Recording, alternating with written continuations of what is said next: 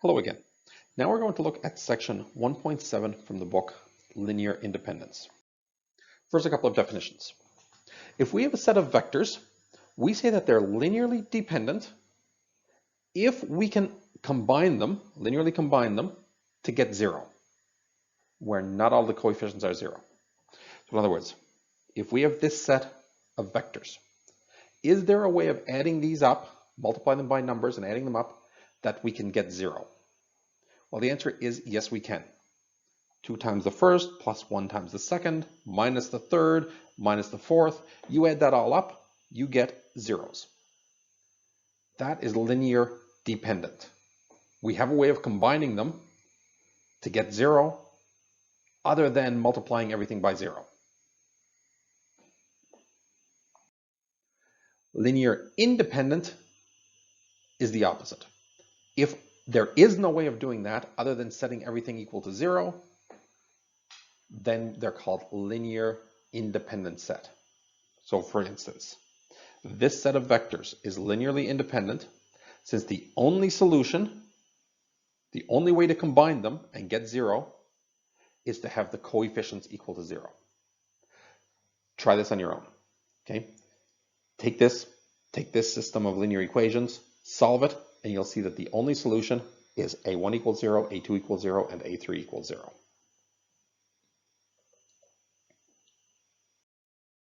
So for example, is this set linearly independent or linearly dependent? Well, this is asking, can we combine them to get 0 without having all the coefficients equal to 0? So we're looking for x1 times 1, 2, 3 plus x2 times 2, 5, negative 1 equal to 0, 0, 0. We can do this by setting up the augmented matrix. 1, 2, 3, 2, 5, negative 1, 0, 0, 0, and row reduce. So when we do this, we get 2 row 1 minus row 2 is the new row 2. 1, 2, 0, 0, negative 1, 0. And continue with that. We are going to get 3 row 1 minus row 3 is the new row 3. 1, 2, 0, negative 1, 0, and 0, 7, 0. We are going to do negative row 2 is the new row 2. 1, 2, 0, 0, 1, 0, 0, 7, 0. And now I'm going to do a couple of things together. I'm going to do row 1 minus 2, row 2 is the new row 1. And I'm going to at the same time do row 3 minus 7, row 2 is the new row 3. I get 1, 0, 0, 0, 1, 0, 0, 0, 0. What does this tell me? This tells me that x1 equals 0 and x2 equals 0 is the only solution. So they're linearly independent. Okay. But take a look here. Note that when we have two vectors, it's actually quite trivial to see if they are linearly independent or dependent. If we only have two vectors, if they are multiples of each other, then they're linearly dependent. If they are not multiples of one another, they are linearly independent. You know, that's a concept for you to try on your own. Take some examples where one vector is a multiple of the other and solve it out, and you're going to see that the only way that whenever that happens, they are linearly dependent. If you take any other two vectors, no matter what size they are, if there's only two vectors in the set and they are not multiples of each other, then they are linearly independent. When you start getting 3 or more vectors, then it's a little bit more difficult. You can't really tell by looking at it usually.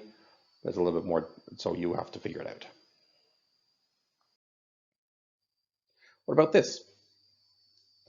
Is this linearly dependent or linearly independent. And actually, if you think about this with the idea, you have a pretty easy solution for it. So we're looking to say x1 times 1, 2, 3 plus x2 times 1, 0, negative 1 plus x3 times 0, 0, 0 plus x4 times negative 1, 2, 5 equals 0, 0, 0. And we're saying, can we do this with a non-trivial solution? Well, a quick inspection of this is going to tell me, yeah, there's a pretty easy way of doing this. Why? Because of this. So if I say x1 equals 0, x2 equals 0, x3 can be whatever I want, and x4 equals 0, that is a solution. Remember, trivial means that they all have to be equal to 0. Well, I just gave you something where they're not equal to 0, something that you can see fairly easily from inspection, especially once I write it out. This means we are linearly dependent. There is a way to write it or to combine these vectors linearly so that they add up to 0 where not all the coefficients are 0. That is linearly dependent. To generalize this a little bit, if you have a set of vectors where one of those vectors is the 0 vector, they are always linearly dependent because you can set all the other coefficients equal to 0. You can set the coefficient with the 0 vector equal to whatever you want, and you have a non-trivial solution.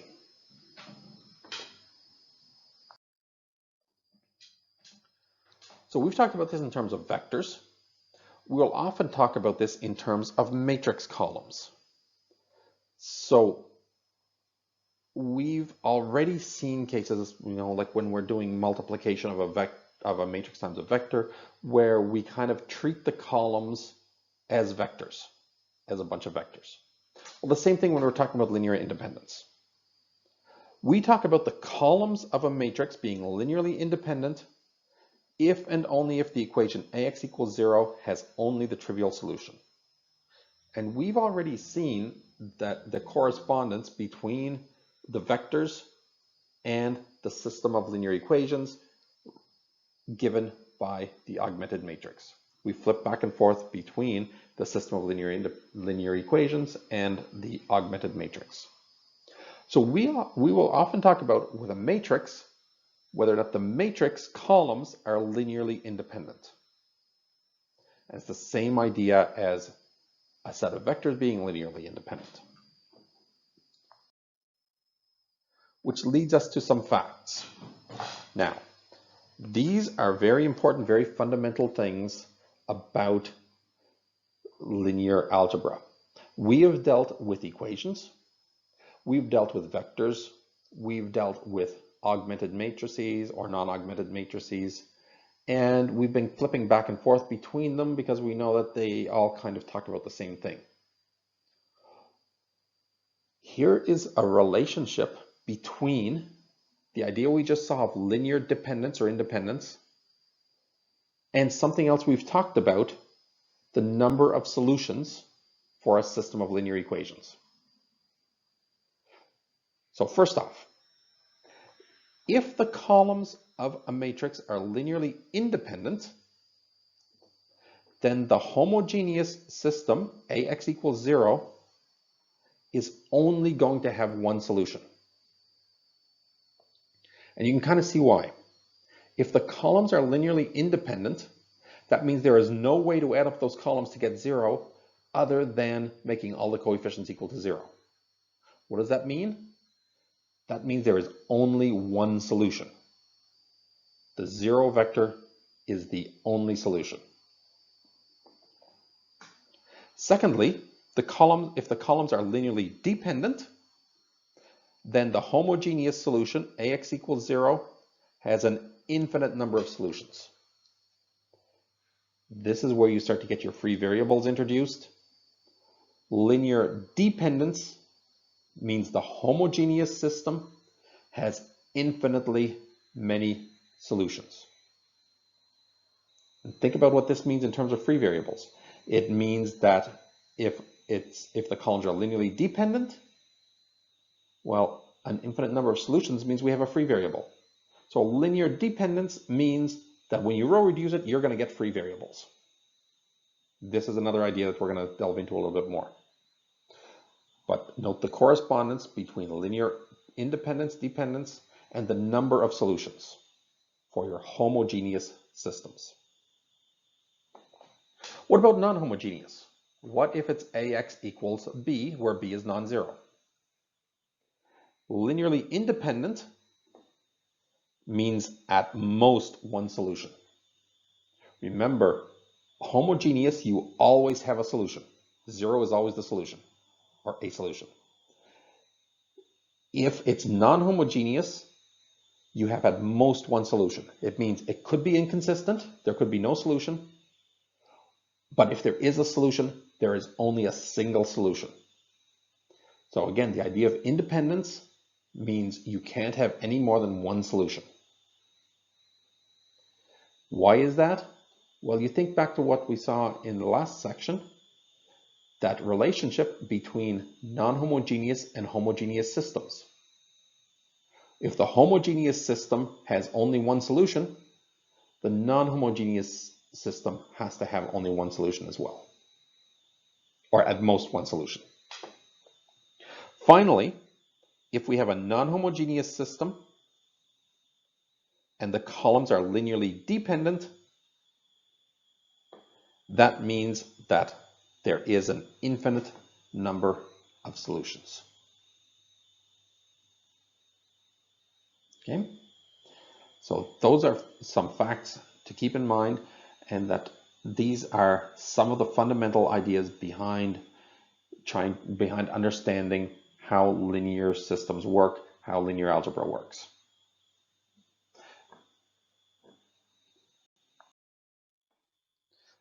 So here's an example. For what value of R is this set linearly dependent? Here's an example of playing with linear dependence. So what does this mean? Well, it means how can we combine these columns to get 0? And is there more than one way of doing it? So we're going to jump right to the augmented matrix.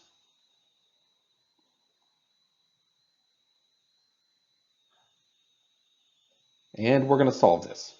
We're going to row reduce it. So I'm going to take row 1 plus 2 row 3 is my new row 3. I get -2, 1, -1, 0. My first two rows stay the same. My third row becomes 0, -5, 2r minus 1, and 0. Now I'm going to take 5 times row 2 plus row 3 is my new row 3. I get this. My first two rows are going to stay the same again. I get 0, 0. This one I am going to get 5 minus 1. I'm going to 4 plus 2r and 0. Okay. Now recognize that I have a pivot point here. I have a pivot point here. And, well, I have an equation here. Linear independent means that I have no way of combining them other than having all zeros. So let's take a look at this. What does this mean? If my final row is all zeros, that means that my x3 is a free variable. Here, this is a basic variable. This is a basic variable.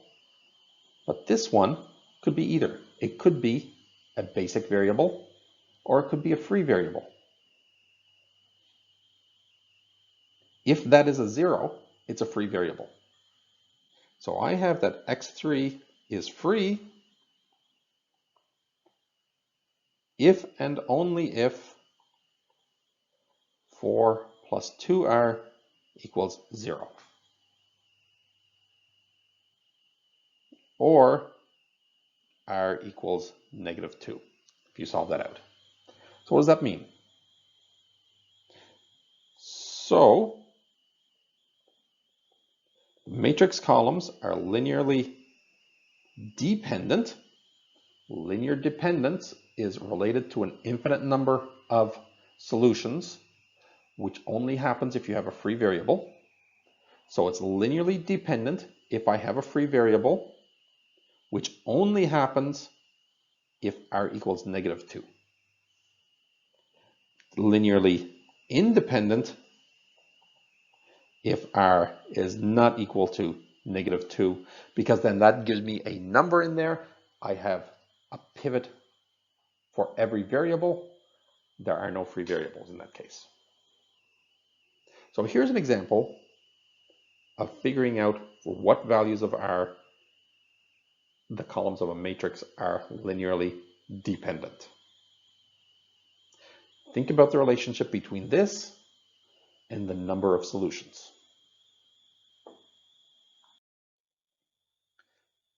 Now, this leads us into a new theorem.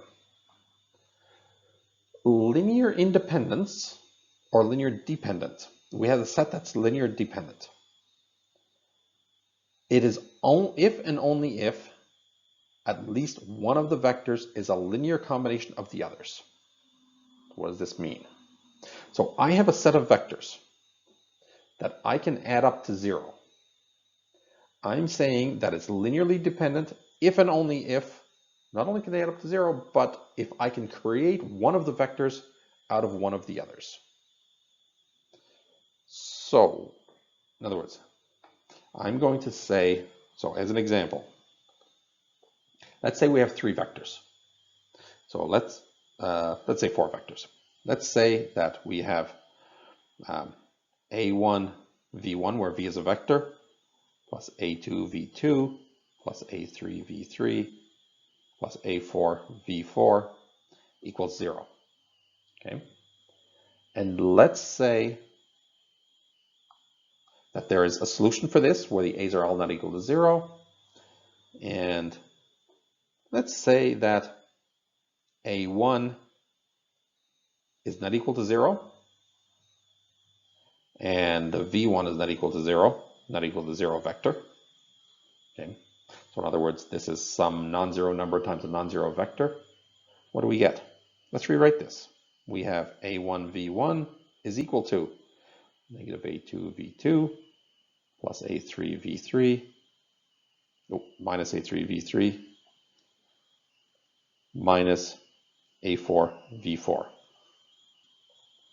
Remember, the a is just a number, so v1 is equal to negative a2 over a1 times v2 minus a3 over a1 v3 minus a4 over a1 v4. What is this? Well, vector 1 is equal to a number times vector 2 plus a number times vector 3 plus a number times vector 4. That is the definition of v1 being a linear combination of the others. So on top of linear dependence, meaning that you can build a 0 by using non-zero numbers, it means that there is a vector in there, at least one, that can be built out of the others. Okay. So it means that there's something in there that, in a sense, is kind of redundant. It means there's something in here that you can always get by building it out of the others. And it kind of has the feeling that, well, maybe this is an extra thing that we don't need sometimes. Because if we can get it out of the others, why do we need it in the set, depending on what you're doing? So that's kind of an idea we're going to see moving on in the future. But the idea is that if you have linearly dependent set of vectors, something in there can be built out of the others.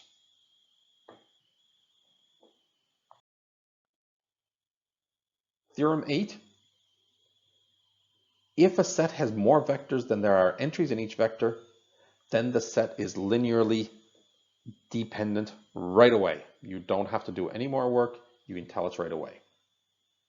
So in other words, if we have a set 1, 2, 3, 4, -1, 4, 3, 1, -1, 1, 0, 2, we have 4 vectors.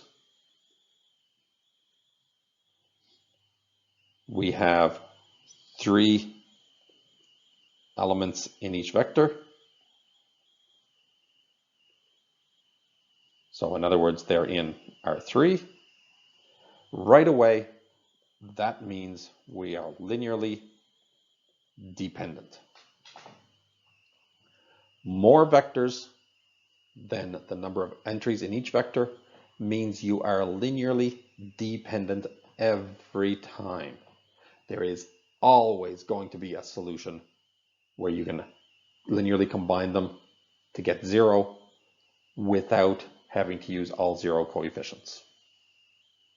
Another very handy theorem to know.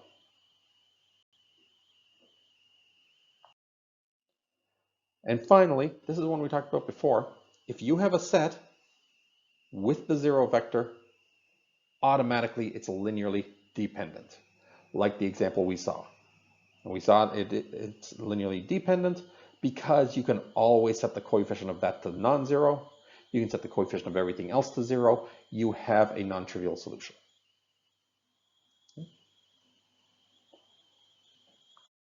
So that wraps up the idea of linear dependence and linear independence. The really important concept here to work on and to think about is how this relates to stuff we've seen before. Free variables, the number of solutions, and in some cases, whether or not there is a solution. So think about this correspondence between these ideas. Do some problems in the book related to it. This is an important concept for where we're going to be going with linear program or linear algebra.